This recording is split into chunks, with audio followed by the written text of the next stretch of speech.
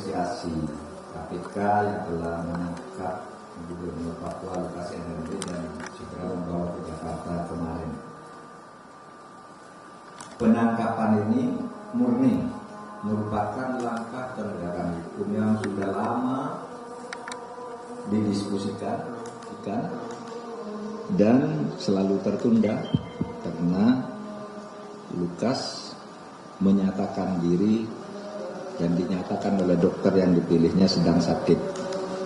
Jadi ini sama sekali tidak ada kepentingan selain urusan hukum.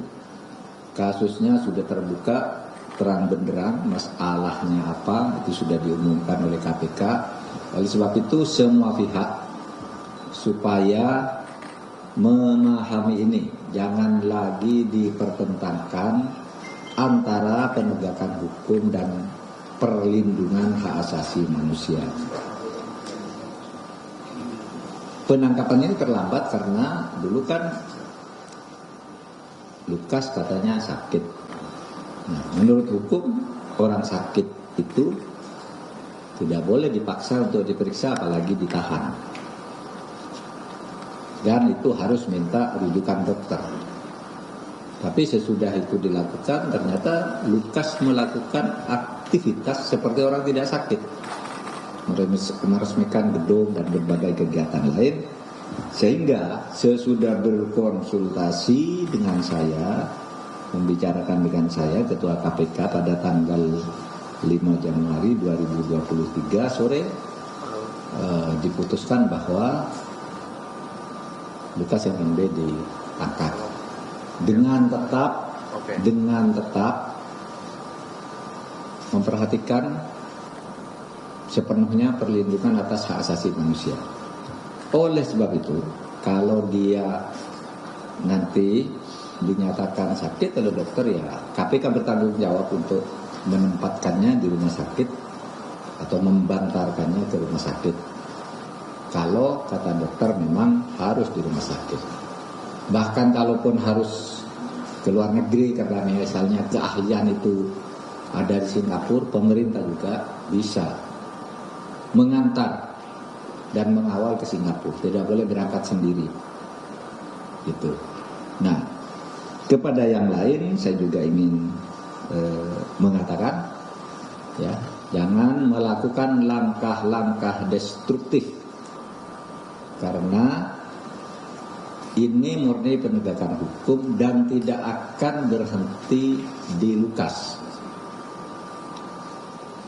Pergerakan uang Pemda sekarang dalam pengawasan kami dan sebagian di-freeze.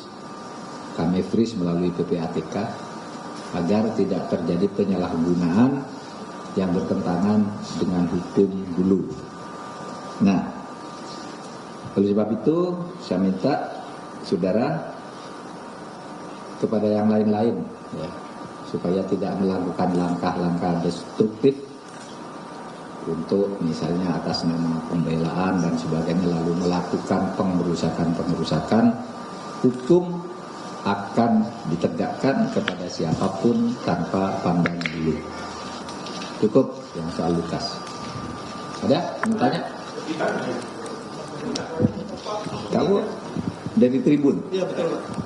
Izin Pak, Gita Irawan dari Tribun News. Masih mau tanya terkait Lukas, Pak. Ini kan setelah ditangkap ini kan kosong ya Pak, gubernur dan wakil gubernurnya. Itu dari pemerintah sendiri seperti apa Pak? Apakah disiapkan PJ atau seperti apa? Mungkin itu dulu Pak. Ya, sudah ada langkah-langkah alternatif. Pokoknya pemerintah tidak boleh macet, pemerintahan harus tetap jalan. Dan kita sudah lama menyiapkan langkah-langkah alternatif yang benar secara yuridis. Kita sudah bicara dengan Kemendagri, dengan Panglima TNI, dengan Kapolri, dengan Menteri Kesehatan dan sebagainya. Kita sudah rapat. Nanti ditunggu aja langkah berikutnya. Cukup. Saya Pak Dian dari Kompas, Pak izin. Yang pertama, penangkapan dari Lukas NMB ini diapresiasi karena memberikan kepastian hukum gitu ya Pak terkait kasus korupsi di Papua. Tapi masih ada juga Bupati Mamberamo Tengah itu Pak yang sampai sekarang masih jadi buron. Itu gimana komitmen dari pemerintah? Kemudian yang kedua terkait dengan isu penundaan pemilu Pak. Ini kan masih ada segelintir orang yang menyuarakan terus soal perpanjangan masa jabatan dan penundaan pemilu. Sementara dari Bu Mega kemarin di HUT ke-50 itu mengatakan bahwa tidak ada, PDIP tidak mendukung isu itu. Nah, pemerintah gimana Pak kepastiannya soal pemilu ini? Terima kasih. Oke, yang Membramo itu ya sama dengan yang Harun Masiku dan yang lain-lain buron yang ada di luar negeri. Itu tidak semudah mengambil Pak Lukas karena itu ada tata krama, bahkan tata hukum diplomasi, tata hukum antar negara, tata hukum kedaulatan, yurisdiksi hukum dan sebagainya. Sehingga itu kita proses pelan-pelan. Soal Membramo dan Harun Masiku misalnya sudah diindus tempatnya di mana, namanya sudah ganti, kita sudah tahu juga. Ini masih tetap dibicarakan dengan negara-negara yang bersangkutan, tetapi tidak semudah membalik tangan ya, supaya hati-hati itu kita tangani terus gitu. Kemudian soal pemilu saya kira sebenarnya pernyataan Bu Megawati dalam HUT ke-50 PDIP kemarin saya ada di sana mendengarkan dengan saksama, itu sebenarnya tidak ada pertentangan atau perbedaan dengan apa yang dinyatakan oleh Presiden Jokowi pada tanggal 5 April tahun 2022. 8 bulan atau 9 bulan yang lalu, kan ada tuh beritanya, Presiden menyatakan sama, para menteri dilarang berbicara tentang perpanjangan masa jabatan dan penundaan pemilu. Itu pengumuman Presiden. Kemarin Bu Mega katakan tidak ada penundaan pemilu. Ya Presiden juga bicara begitu sejak dulu. Nah kalau memang ada yang bicara, itu kan hak politik mereka untuk berwacana. Dan itu tidak melanggar hukum pidana. Sehingga ya tidak bisa diapa-apakan. Tetapi kalau pemerintah seperti saudara lihat, kita mempersiapkan ini dengan seksama. Dan setiap tahapan jadwalnya kan sudah terpenuhi sampai hari ini kan. Mulai pendaftaran partai, seleksian boleh ikut, kemudian syarat-syarat administratif lanjutan, dana, dan sebagainya sudah kita siapkan. Nah, pernyataan Bu Mega kemarin semakin menguatkan kita, memantapkan kita bahwa sesuai dengan kalender konstitusional tahun 2024 itu pemilu. Itu tegas Bu Mega dan tegas Presiden Jokowi juga 5 April tahun 2022. Nanti di googling aja, betul nggak? Betul, Presiden di sidang kabinet mengatakan itu dan menugaskan Menteri Polhukam, Mendagri, Menteri Keuangan, BEN agar mengawal pemilu ini berjalan dengan baik. Dan itu yang kita kawal sekarang.